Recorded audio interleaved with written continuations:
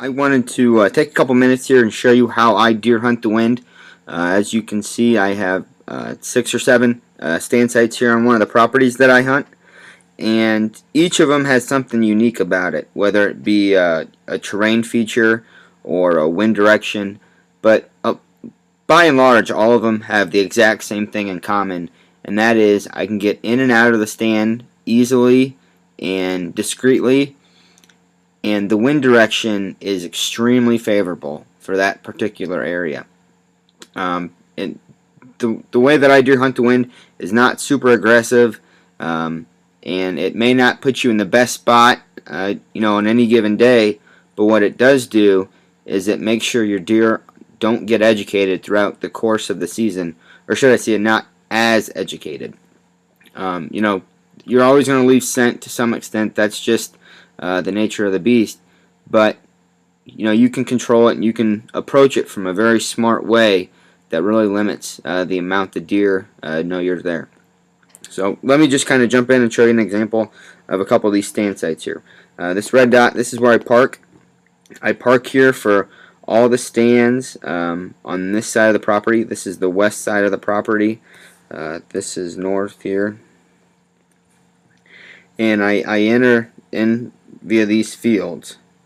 Over here, there's a couple of different saddles in this bean field that are tough to see here, but I'll kind of jump in those saddles to kind of secure me a little bit. I jump right up in the stand. I climb in on the back side of the tree stand. I think that's kind of important. I like to have the tree between me and the deer. I think that's a big deal. So that's maybe something to keep in mind. And then the other thing about these places is the deer are always moving through. This is a bedding ridge, this is a bedding ridge, this is a bedding ridge, and these deer are always moving. They're moving, they're moving, they're moving. Whenever, very rarely will I have a deer come in and probably bed underneath me here on this farm. This is just something that I just don't place my stands to be in those types of areas. Here is a spot that I kind of want to avoid from a deer hunting perspective. It's a great spot. There's a lot of deer that end up in this field. I've had pictures of up to 20 deer a night in this field. But the reason that I don't hunt it is because the deer go and stay there for a very long period of time, literally hours at a time. And if I'm there when the night's over, I gotta get out. But the only way to get out is to spook the deer, and you don't obviously want to spook the deer, so you don't hunt there. It's that simple. The same deer that are using this field are using this entire farm. Most of the farm probably at any specific time. So you have to keep that in mind. Just because you see the deer in the field doesn't mean that they're just using the field. They're using the rest of your farm on some level. You just got to figure it out.